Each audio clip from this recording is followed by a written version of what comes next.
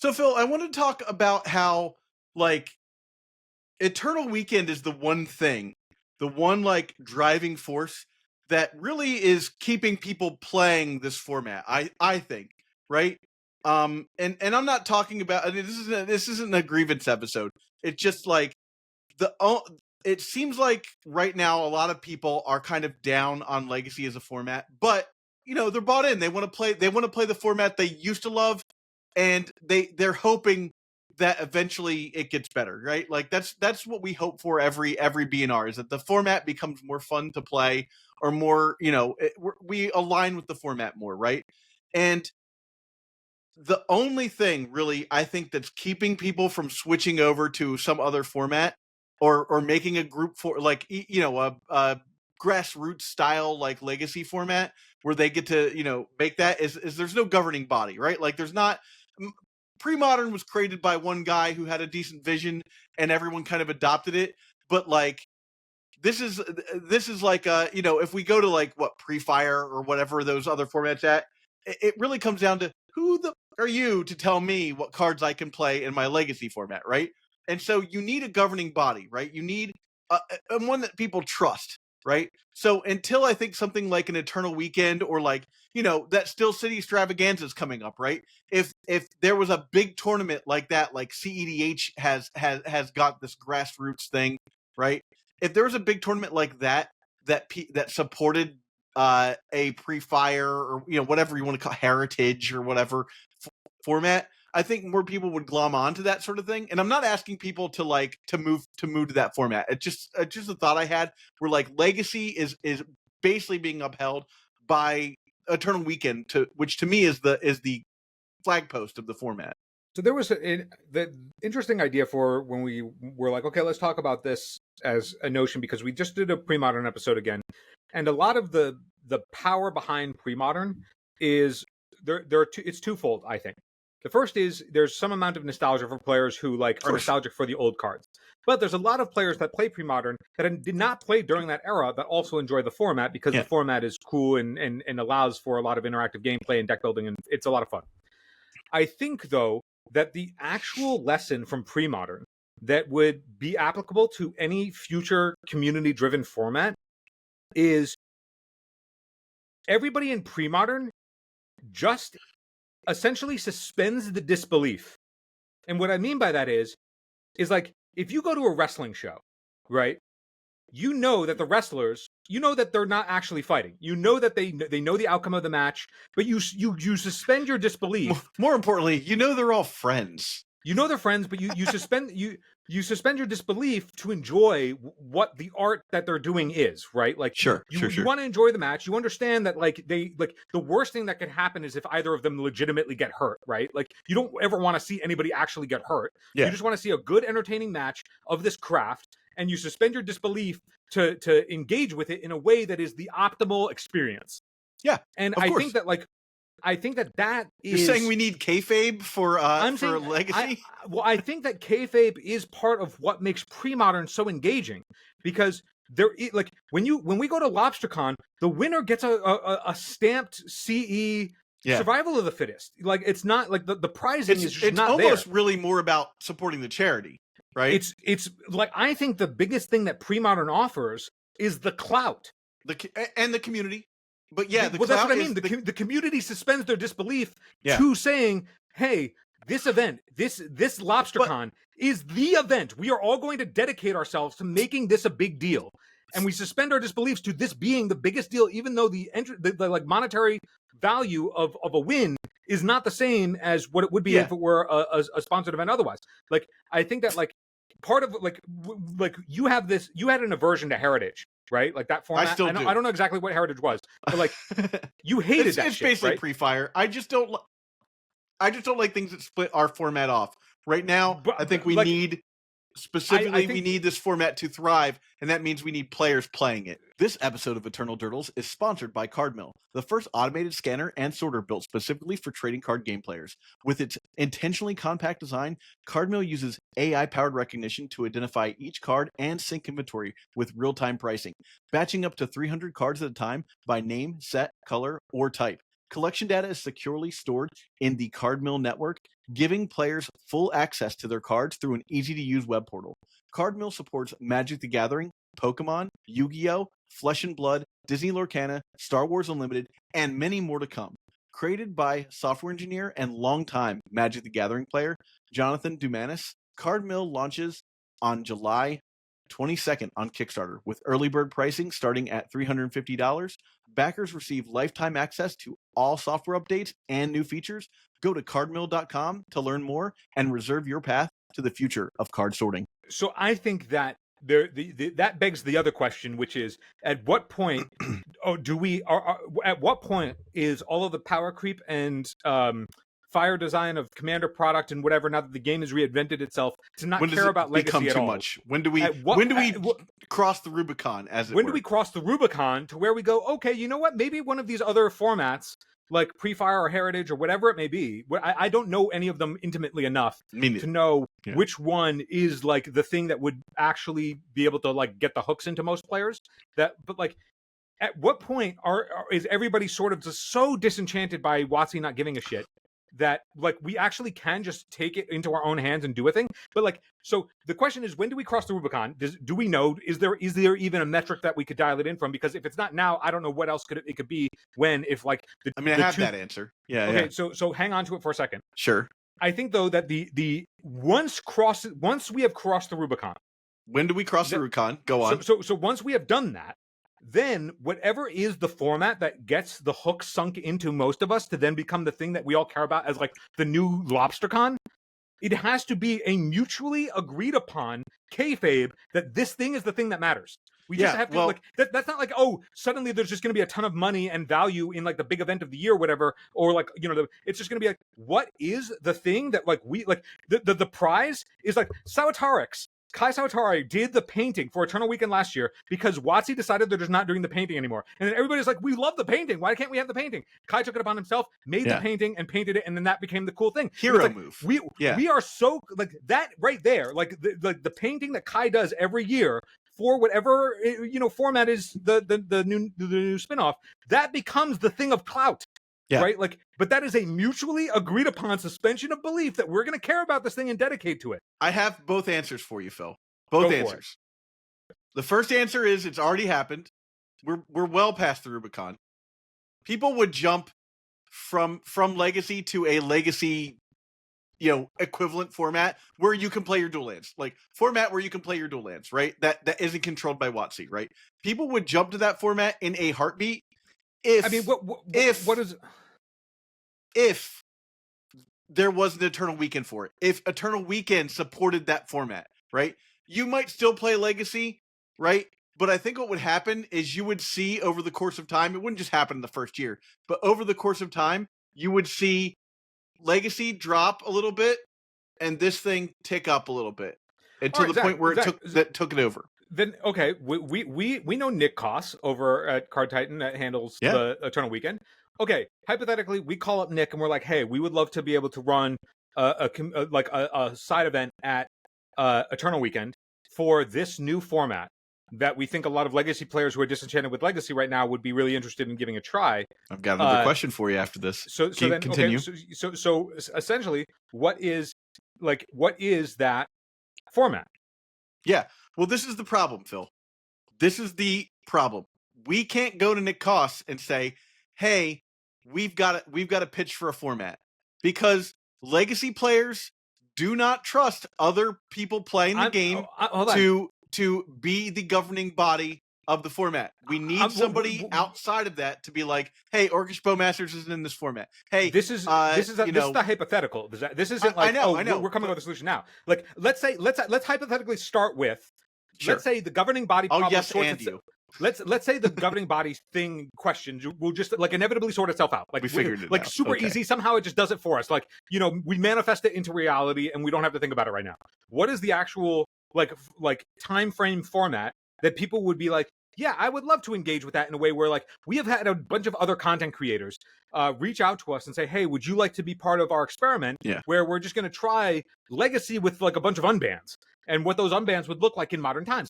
That is just a different format. They're just testing a new format, right? Exactly. Unbanning like 5 cards or whatever is just a new format.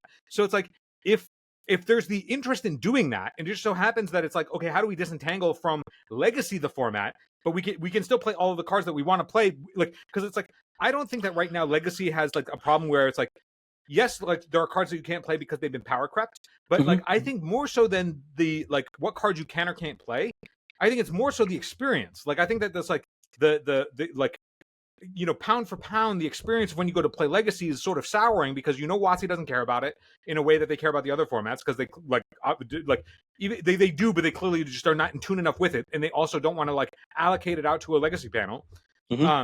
So like, what is the is it like just up until like war, like right before War of the Spark? Is it? Like, I will give you my take like right on before this. Throne of Eldraine? I'll give you my take on this. It's not a close format, Phil. The format is every card has to have gone through standard. That's all. That's it. That is my pitch for what that format would be. Every so what do you call single that format? card. What's it called? What's it called? Eternal. Just play it. Just call it Eternal. Yeah. I was gonna say, so like every standard set every set that has to go through standard, they call those Premier sets. So you call the format Premier. Sure. Premier, the Premier format. So every single card that is in this format has either existed before the reserve list, right, and or has gone through standard. So you can still play dual lands, all that stuff, right? But every single card, aside from like, you know, basically like anything printed after 1999, right, has gone through standard. So no, basically it would rule out commander sets, which if I had to personally choose, I would keep commander sets myself, but I think this just keeps it easier and stops the power creep, right? Like, then you don't have to worry about like, oh, like, you know, oh, they just printed a new Modern Horizon set. Do we include that or not? You know, like anything that just goes direct into Legacy now doesn't go into Premier, right? Like, and you get a format that is at least play tested with some level of power in mind, so that when it hits standard, you know, they're assuming that the power level is down a little bit. And if we look at Final Fantasy, which I wouldn't be thrilled about being in my format, but it would be counted, right? The Final Fantasy seems like the power level of those cards is commensurate with what I think standard power level is now, at least. If not, Yeah, like, I mean, you know, when I played standard, you know, like 10 years ago, but still, I think that is a fair and balanced place to start. Since you're enjoying the show, please like and subscribe to the video. It helps the channel grow. Support Eternal Dodos on Patreon so we can create even more content and cover events. Patreon supporters get an ad-free RSS feed. You can even join our deck donation tier to get your very own episode. Join the Durdle Maniacs at patreon.com/eternaldurdles. Now back to the show. I think the thing that's interesting about this idea, and this is not where we thought we were going to go with this episode. No, like we didn't, it's not. But I think the interesting idea about this format, it's like, okay, if this is engaging, like if this sounds interesting, the fuel behind something like this is only as much as everybody agrees it to be. Like, exactly. I think that, like, I would, like, you know, I just want to stress the point that, like, Premodern is not like Premodern is a great format, but it's not like, oh my God, it's this like cool, awesome thing that would have gotten as big as it has been on it's actually kind of great because gameplay. It's not that big. You know? No, but I'm saying that, like, the merit of the gameplay in the format is not enough to warrant what I think the format has become. Yeah, right? no, like, the community has made this format the zeitgeist format that it is. Like, people care about this format because of the community, for sure. And that's what I mean. Like, it being a community driven format, it's not just because the community is the ones that are like making all the tournaments happen. You know, shout out to the Duress crew. But like, it is primarily because the community as a whole, like, makes content about it, cares about it. Like the results that you have in the format deeply matter because the community's like reflection upon those results deeply matter to everybody within that community. And that is the main reason, Phil, that I don't like the idea of like pre-fire or heritage or whatever. And maybe what I'm explaining is actually heritage. I'm not positive. I just don't know the format well enough. But It's specifically because those formats are trying to be the anti-legacy format, or they're basically out hating on WotC, So, right? but Well, let I me think let me that, finish that. yeah. Let me Sorry, go finish ahead, this thought. go ahead. So they're out hating on WotC, and that's not a community-driven situation. That's not what Premodern is, right? Like Premodern isn't like, oh, we hate WotC. Premodern was just like, hey, what if we build a format with all the cards that didn't have modern frame, right? Like from fourth edition to Scourge. Fourth edition is when they changed the frame. They changed the tap symbol to like a little arrow, right? All the way to Scourge. When after Scourge they change it to the modern frame. Bam! Now we have a format. Let's create a quick ban list from that, right? Well, with what I'm proposing, we already have a ban list that I would assume is at least somewhat regulated. It feels correct. There's something we said where I think, like, for the most part, if like this was trying to capture the like, I agree that like a format is not going to thrive if like the goal of the format is anti something yeah, else. It's got to be exactly. pro what it is. Yeah. And I think that like this idea for format premiere, and if that is heritage, then we can call it that. I don't know what the formats are, but like if there is every card has to have gone through standard type format, that then becomes like every card that is legacy legal is legal. It just happens to have to have gone through standard as the requisite for legality. I think that would be enough different from legacy, because if you were to break down what the legacy format comprises of right now, it's mostly Modern Horizons. Yeah, it's Modern Horizons and its Commander product. Yeah, like the majority of like the form, like if we were to look at like how people would try and build decks in Premiere, like, and just say like the ban list is like just like everything is legal until it's not. Sure. Right off the legacy ban list outside of like anti and stuff, but like take out like all the stuff that has been banned out of legacy, put it back in, right?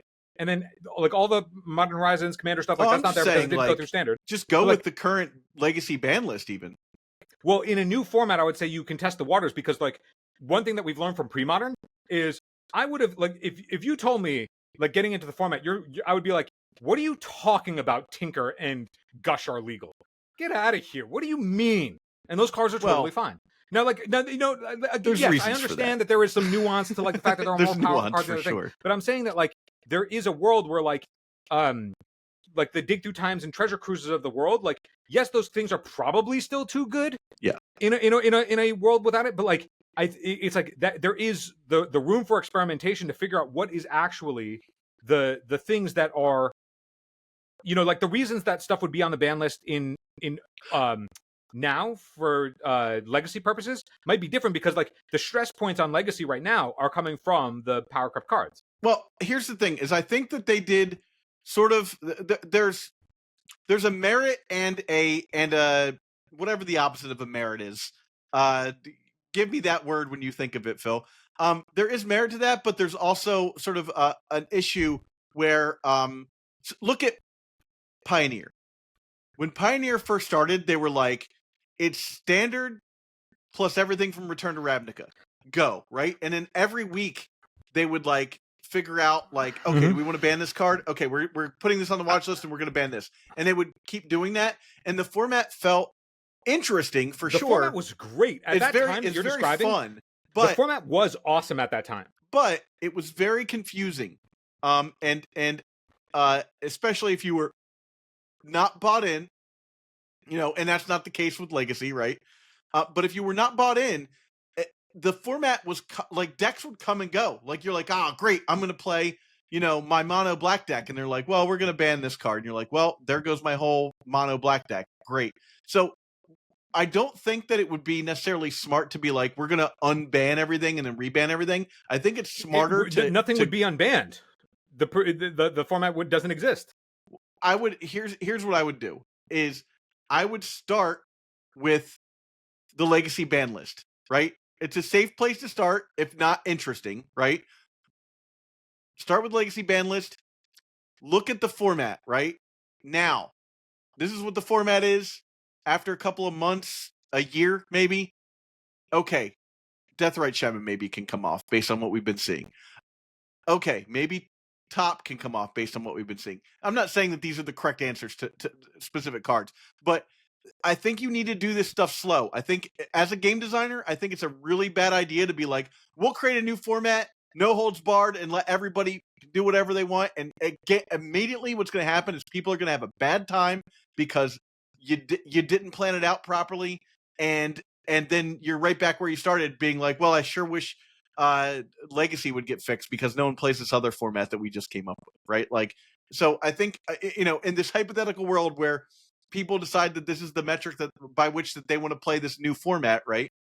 I want to.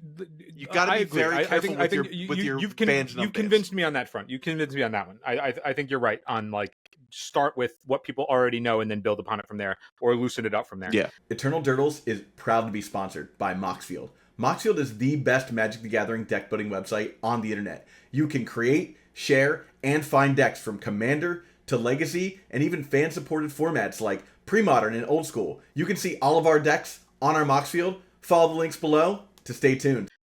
That's just one example. What I'm most interested in is if there is a point where, like you said, we've crossed Rubicon and the only thing that's holding it together is Eternal Weekend. Okay.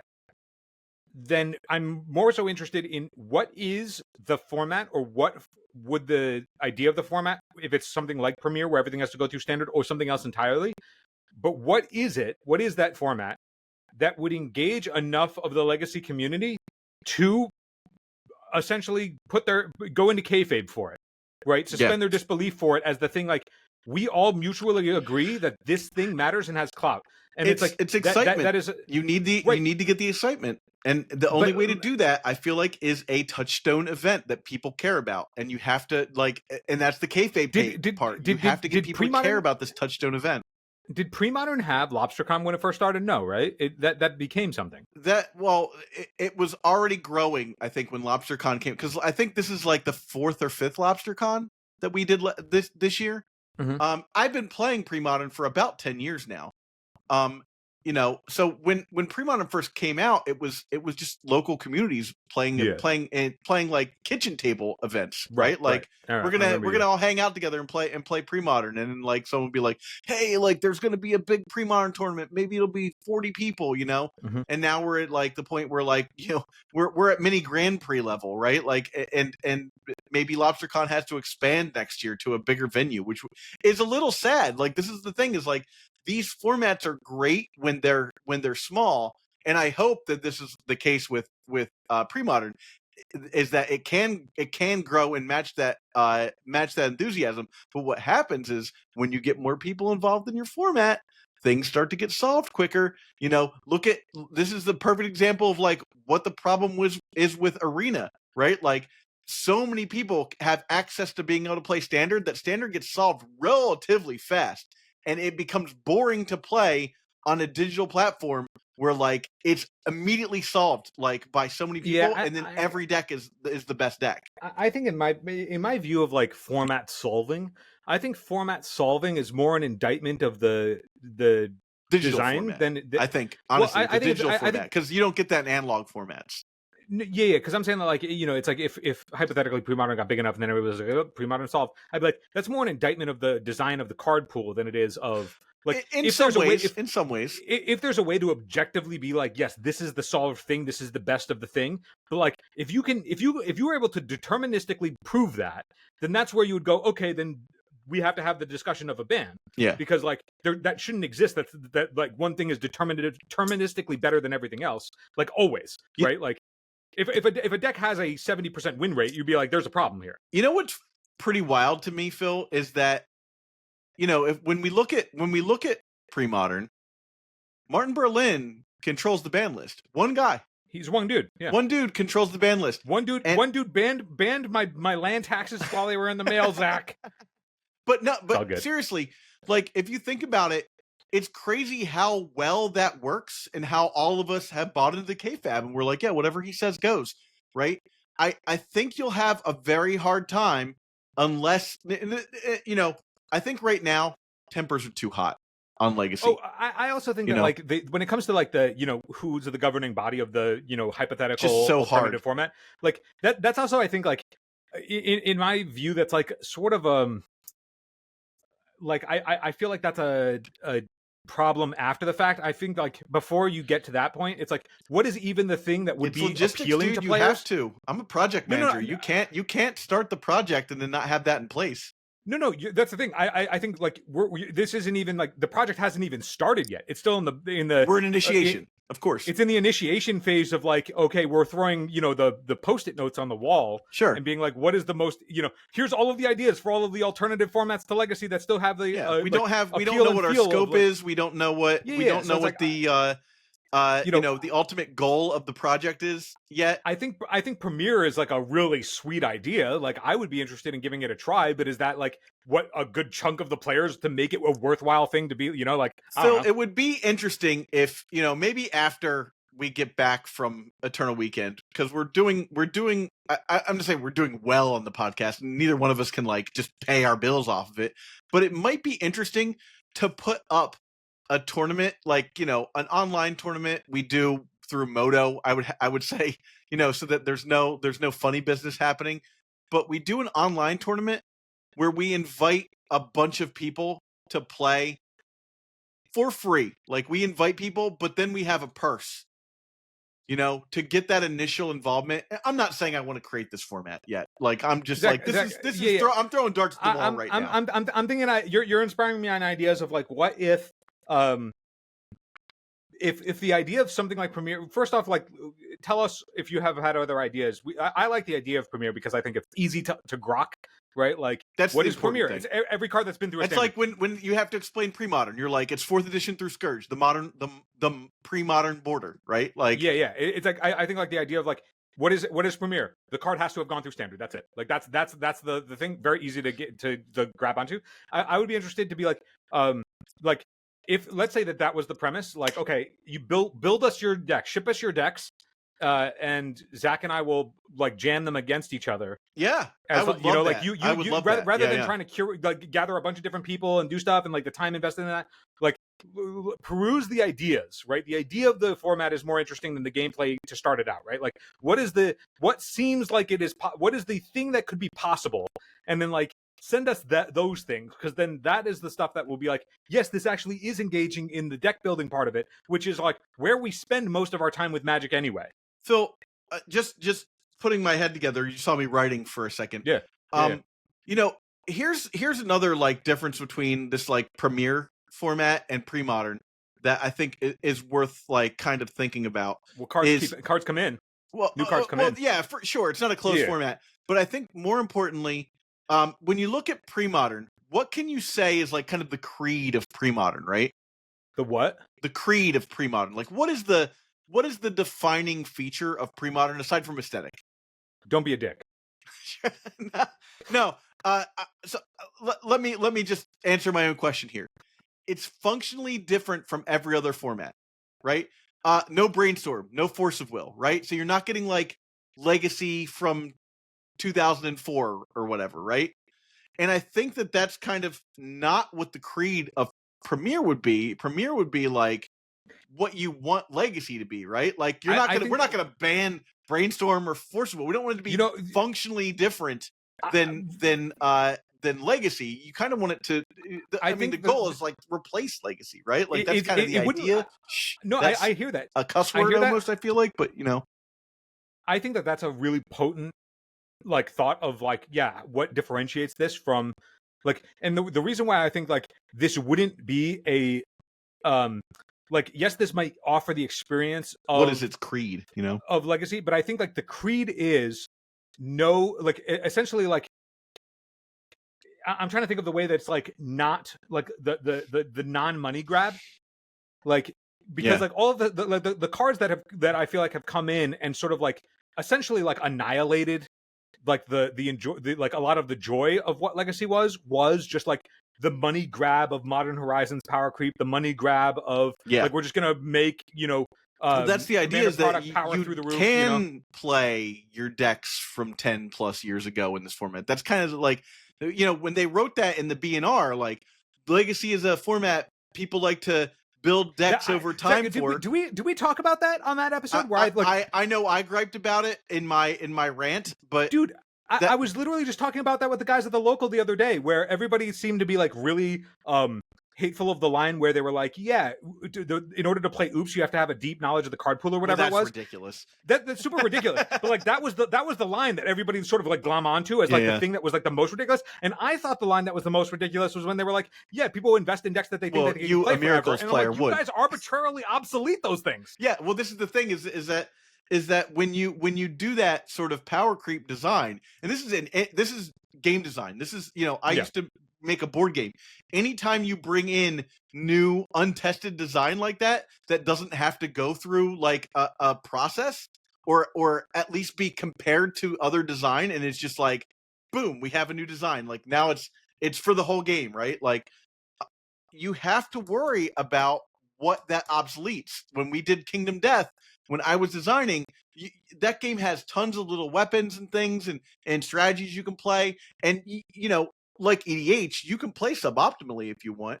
But in Magic, if you're playing 1v1, you're just not. No one's playing suboptimally because they think that that's a fun thing to do. You might play a cool pet card here or there, but for the most part, you're not going to play bad combos and when you could play good combos, right? I got a pitch for you, Zach. I got a pitch. Okay, I like the idea, this hypothetical of Premiere. I'll pitch you a. Are you and I playing Premiere? I'll pitch you the subtitle Creed, as you said. Sure. Which is tested and true. I like that. Tested and true. Just like because it's tested, obviously, right? Like the cards have been tested for 1v1 because they go into standard, and then true because it's only the true cards of 1v1. Like it's not the cards that like the 4-player cards that have come into 1v1 and destroyed it. You know what I mean? Yeah. I like that. It's a work in progress, of course. Yeah, but like, we're there. It's interesting. I think that the idea of something like this, because I'm trying to as we've been talking, I've been like, okay, well, what would decks even look like? Yeah, and I'm struggling. Right, I'm literally struggling to be like, okay, what would a deck even look like in this format? Because to think of like everything that we have known for the last handful of years has only been Modern Horizons and Commander. You've got to remove all of the Lord of the Rings cards. You've got there's a lot of work to be done mentally about like what you can play. Because there's going to be cards that went through standard that we just haven't even looked at because they've been overshadowed by other cards. Of course. Yeah. I don't know. It'd be interesting. I think my next kind of foray into this, Phil, is that you and I should do in the coming months, maybe soon, maybe not. We both build decks. We build like 4 decks each, right? And we try and jam those on camera and just see what the format would kind of look like. See what it feels like. Yeah. And that might be fun in a 90s MTG kind of way to do. I will say also, like, even if this isn't like something that becomes like, oh, here's like a thing to do instead of Legacy. One thing that, like, as we've been talking about it, that I've realized, and one of the reasons that I really appreciated Premodern when you first got me to like give it a try, was I found that I was like, man, I'm so disenchanted by Legacy right now that I just like want to take a break. Yeah. But I want to still play Magic. It's like, and so what I found was when I first started playing Premodern, I was just like, oh, what a refreshment, like a breath of fresh air. And it rejuvenated you for Legacy, right? Right. Yeah. It was like this rejuvenating like break. And I think that like for players that are like, oh yeah, I want like something along those lines, and it's just like Premodern may not be the thing, but like it's possible that like this would be a worthwhile type, like whatever Premiere or the other thing is, like it might just be worthwhile as like a thing that you can like have as like another deck building alternative, just to give yourself a reprieve from Legacy. I like that, and that's kind of one of the things.